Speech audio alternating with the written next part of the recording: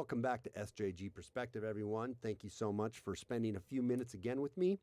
Today, another little video I want to do here is on Rachel Maddow. I know she doesn't get much press right now because, well, let's face it, she's a ridiculous moron.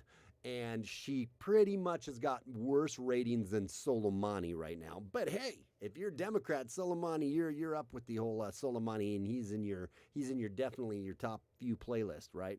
But Rachel Maddow, she came out and she was going to give us a little. She rips the New York Times over some email, the coverage of Hillary Clinton's email. I thought we're way past this by now. We all know what Hillary Clinton did. She deleted some 30-something thousand emails once she was under subpoena to give those up and to give those over. And we just know already how corrupt Hillary Clinton is. But somehow Rachel Maddow felt like it was important to defend her, right, and come to her aid. Not many people saw this because not many people watch Rachel Maddow anymore. But I thought it was a fun little video to do. So before we do that, please like and share this video and make sure that you, if you're new to the channel, you subscribe and hit the bell notification and share this out anywhere you are so we can get some more people directed over this way because the algorithms aren't going to help me. That's for damn sure. So let's jump right in. As a matter of my opinion, I believe. Which nobody cares about. Let's be real. Believe that the New York Times is one of the great wonders of the world, and we are a better country and a better world for having the New York Times in it. But the New York Times has something wrong with it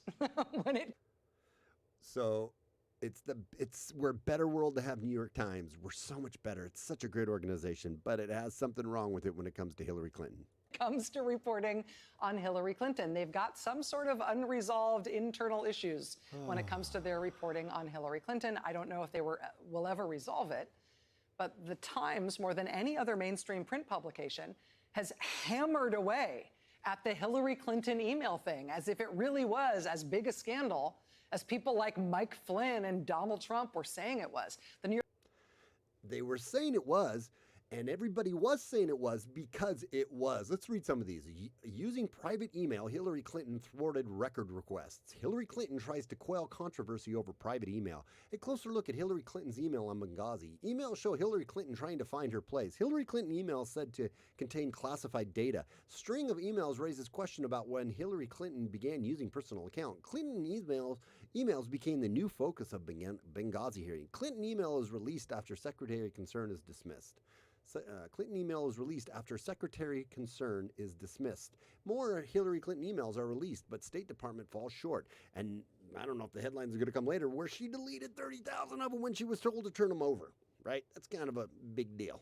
New York Times front paging it countless times, building it up, eviscerating the scandal, and then dissecting the resulting entrails and looking for every little piece of it that they could get into their mainstream campaign coverage. That's because she really did some screwed up stuff there, Rachel. That's why she did some screwed up stuff. And I know you love Hillary Clinton and you're so upset she didn't win in 2016. And you were so sure that she was, that Donald Trump was was a Russian operative and that we were going to find all these things. And you bet your whole last 2 years of your show on it. And your ratings went really high until they found out by the FBI that nothing actually happened, which you're going to stick your foot in your mouth here in a second and explain that also, or say something like that also. But Rachel, you are such a twat. Nobody cares what you think. Throughout the course of the election, right up until the week of the election, when the State Department Inspector General ultimately conclusively decided that there really was no crime here, no great scandal, no systematic wrongdoing whatsoever. Really. Oh, you mean kind of like what the FBI found out when it came to the Russian investigation that you were, again, saying for how many years that was going to take down Donald Trump and that he was a Russian spy? Kind of like that. And it's funny, the same departments that were investigating Hillary Clinton were the ones that were in bed with Hillary Clinton and the ones that actually were trying to frame Donald Trump. It was funny because the very dossier that Hillary Clinton and the DNC got going, that got this whole Trump collusion narrative going, it was Hillary Clinton who did that, working with the Russians. And it's so funny to me that you say now that, well, the intelligence agencies cleared Hillary Clinton and the New York Times is still going after her. And you're acting like it's just, come on, New York Times. I mean, you're the most important thing in the world. We all love you, need you. But please get over this already. And yet she is so unobservant of herself, so unaware that she doesn't even understand what she's saying right now. Really nothing to see. The New York Times put that story on page A16 of the Saturday print edition of their paper under a headline that called it a quiet ending. See, under the headline, quiet ending for inquiry into emails and server. Yes, it was a quiet ending. Yes, New York Times, you gave it quite a quiet ending, especially compared to how big an opening you gave it on the front page for months. Similarly, it was the New York Times that put the supposed Uranium One scandal on its front page in the heart of the campaign in April 2015 in a sort of reporting partnership with the right-wing author who appears to have invented that scandal, who was working with Trump campaign chief Steve Bannon at the time. She is going to lecture us on working together with, political operatives and so on and so forth. Rachel Maddow is lecturing us, or the New York Times, because they were unfair to poor Hillary Clinton. And they didn't give a big enough shout out to her when she was cleared of it. Do you want to know why? Because she was never legitimately cleared of it. It was all brushed under the rug, and never really evaluated and really investigated like it should have been. And the investigations that did take place on it showed overwhelming evidence that Hillary Clinton did some very illegal shiznit. Yet they don't talk about that because it's Hillary Clinton. That's why. New York Times did a reporting partnership with that guy, put that nonsense, that made-up non-scandal above the fold on the front page in the heart of the campaign, made it look like it was mainstream news instead of a Steve Bannon joint cooked up in a cauldron. This is Rachel Maddow saying it was nonsense, talking about the nonsense,